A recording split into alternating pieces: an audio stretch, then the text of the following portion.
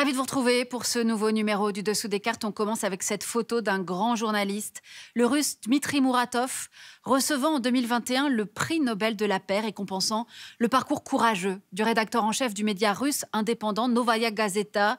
Muratov a été placé récemment sur la liste des agents de l'étranger par le Kremlin.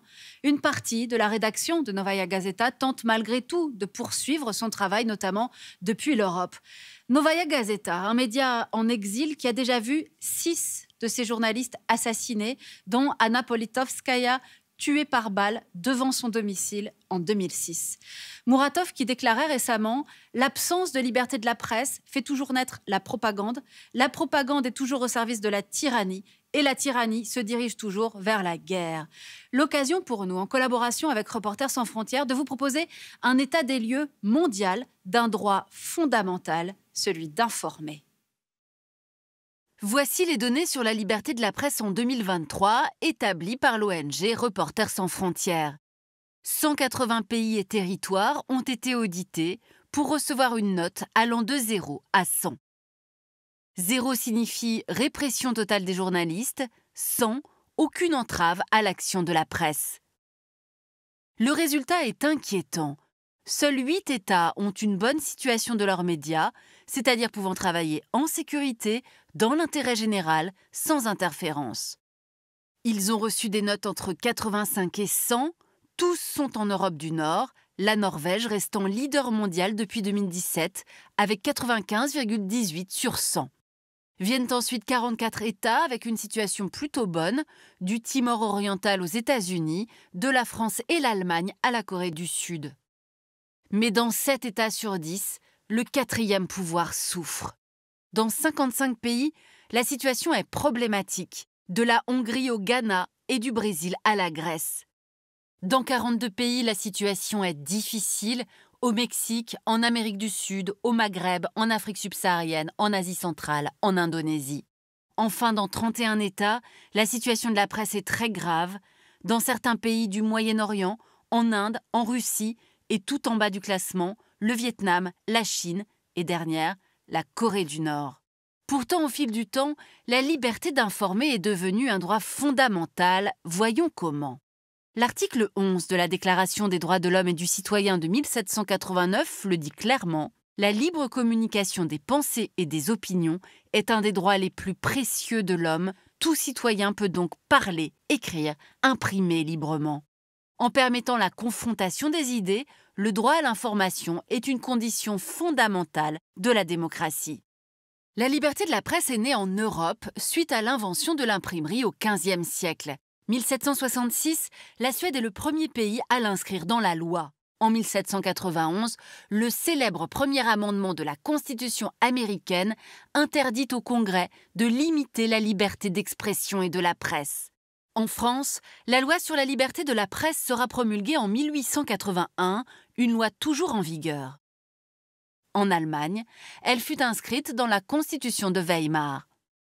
Enfin, elle devient universelle avec la Déclaration des droits de l'homme de 1948 et, en principe, juridiquement contraignante pour les 174 États partis au pacte international relatif aux droits civils et politiques de l'ONU.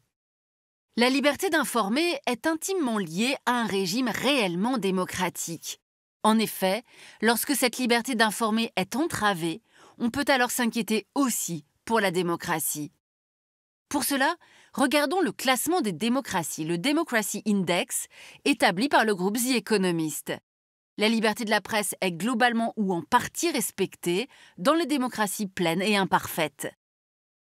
Mais dans les 36 régimes hybrides, corrompus et peu démocratiques, les pressions sur les médias sont fortes.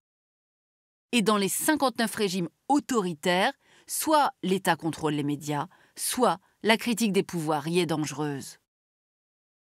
On l'aura compris, seules les démocraties respectant l'état de droit et les contre-pouvoirs favorisent cette liberté d'informer. Or, cette liberté aujourd'hui se dégrade. En 10 ans, les pays avec une bonne situation sont passés de 26 à 8. Ceux où la situation de la presse est très grave, de 20 à 31. Alors voyons maintenant comment cette liberté d'informer est entravée avec, vous allez le voir, des situations très diverses. Et tout d'abord, prenons la direction de l'Asie. C'est ici que les grands régimes autoritaires ont jeté le plus grand nombre de journalistes en prison, surtout en Birmanie, en Iran qui réprime le mouvement Femmes, Vie, Liberté, au Vietnam et surtout en Chine communiste, pays à parti unique sans aucun contre-pouvoir. À Pékin, les médias d'État sont sous le contrôle direct du Parti communiste chinois de Xi Jinping. La censure est omniprésente, surtout sur les questions stratégiques, Taïwan, Tibet, Hong Kong et Xinjiang. Dans cette région autonome, la féroce répression anti-musulmane est soumise à un blocus médiatique total. En tout, presque un quart des journalistes emprisonnés dans le monde le sont en Chine, dont 77 Ouïghours. Quant à la région administrative spéciale de Hong Kong, dotée jusqu'en 2014 d'une presse florissante, elle a subi une mise au pas sévère. Le procès contre le grand patron de presse Jimmy Lai pour conspiration en est la preuve. Parallèlement, Pékin exporte sa vision du monde via 5 chaînes en anglais, arabe, français, russe et chinois, qui seraient diffusées dans 160 pays, et via son quotidien anglophone China Daily. On peut ajouter à ce groupe la Russie, bien sûr, régime qui met en scène des élections, mais où le pouvoir réel est centralisé autour de Vladimir Poutine au Kremlin. Depuis la guerre en Ukraine, Moscou a bloqué Facebook et Instagram, mis fin aux derniers médias libres, dont TV Dodge et le journal, on l'a dit, Novaya Gazeta, du prix Nobel de la paix Dmitri Muratov, et Moscou a poussé le site Medusa à l'exil en Lettonie. Quant aux chaînes de propagande, Russia Today et Sputnik, en partie interdites en Europe après l'invasion de l'Ukraine, elles sont en pleine expansion en Afrique, notamment dans les fragiles pays du Sahel. À présent, le cas de l'Inde. Depuis l'élection de Narendra Modi, l'État le plus peuplé du monde essaie d'étouffer la presse libre. Arrivé au pouvoir en 2014, le parti nationaliste hindouiste BJP a en effet encouragé les grands industriels à prendre le contrôle des médias indépendants pour mieux les museler. En 2022, la chaîne critique New Daily Television a ainsi été mise au pas par le groupe Adani, proche du Premier ministre Modi. Ce système de captation oligarchique se développe aussi ailleurs. Bangladesh, Cambodge ou encore Hongrie, où une fondation pro-gouvernement contrôle 500 médias amis, alors que la presse d'opposition est étranglée économiquement et que les journalistes critiques sont harcelés en ligne. Autre danger pour la liberté d'informer, les guerres, et surtout la très meurtrière guerre Hamas-Israël. Depuis l'attaque du Hamas du 7 octobre 2023 jusqu'à la mi-mars 2024, 110 journalistes ont été tués. 4 Israéliens, 3 Libanais et 103 Palestiniens. En conséquence, RSF a déposé 2 plaintes devant la Cour pénale internationale pour crimes de guerre contre l'armée israélienne. Et en Ukraine, depuis 2014, la guerre a coûté la vie à 22 journalistes. Mais sur le long terme, c'est l'Amérique latine qui reste la région du monde la plus mortelle pour les journalistes. En 20 ans, 282 y ont trouvé la mort, dont 129 rien qu'au Mexique. La plupart enquêtaient sur les liens entre crimes organisés et classe politique. Idem en Colombie et au Brésil, où les meurtres de journalistes environnementaux se multiplient. Enfin, en Argentine, le dirigeant Javier Milei a mis fin aux activités de l'agence de presse Telam, menaçant l'ensemble de l'audiovisuel public du pays. Bonne nouvelle relative cependant, globalement le nombre de journalistes tués en 2023 en fonction est en baisse, 45 contre 65 en 2022. Le nombre d'otages a également diminué. À présent, regardons l'Europe. Même le continent du monde où la liberté d'informer est la mieux respectée n'est pas à l'abri. Malte, Slovaquie, Pays-Bas, 3 assassinats de journalistes enquêtant sur la corruption et les liens entre mafia et politique ont choqué les opinions. En France, en 2015, Al-Qaïda a décimé la rédaction de Charlie Hebdo. Et en Grèce, un assassinat et l'espionnage de journalistes d'opposition par les services secrets ont ébranlé le pays. Enfin, la liberté d'informer est également menacée par l'explosion de la désinformation et de la haine sur les réseaux sociaux.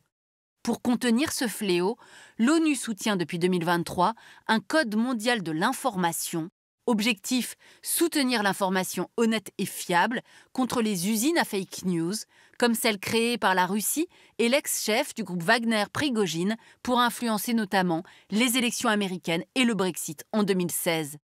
Chantier plus approfondi encore, le partenariat international pour l'information et la démocratie, signé par 52 États, ainsi que l'arsenal juridique développé par l'Union européenne via l'Acte européen pour la liberté des médias et le règlement sur les services numériques, utile contre les fake news. Dernier point, Reporters sans frontières a créé un label pour certifier le journalisme rigoureux, l'initiative pour la confiance dans le journalisme, déjà adoptée par 1000 médias dans 80 pays. Voilà pour cet état des lieux de la liberté de la presse, liberté en danger, qui raconte aussi une mise en danger de la démocratie, mais avec aussi parfois des histoires de liberté retrouvée. Ainsi, la télévision publique polonaise, pendant toutes ces dernières années où le parti ultra-conservateur illibéral PiS gouvernait, était devenue un média de propagande gouvernementale, avec notamment un discours anti-étranger, anti-minorité et pas de respect du pluralisme. La victoire récente du parti démocrate et libéral de Donald Tusk aux dernières législatives a été rapidement suivie du renvoi des dirigeants et d'une restructuration de la chaîne afin qu'elle retrouve son indépendance pleine et entière. Pour aller plus loin, le site de l'ONG Reporters sans frontières qui propose pour chaque pays un dossier consacré à la liberté de la presse. Ainsi s'achève ce nouveau numéro du Dessous des cartes. Rendez-vous bien sûr la semaine prochaine, même endroit, même heure. Et d'ici là, n'oubliez pas, arte.tv. À bientôt.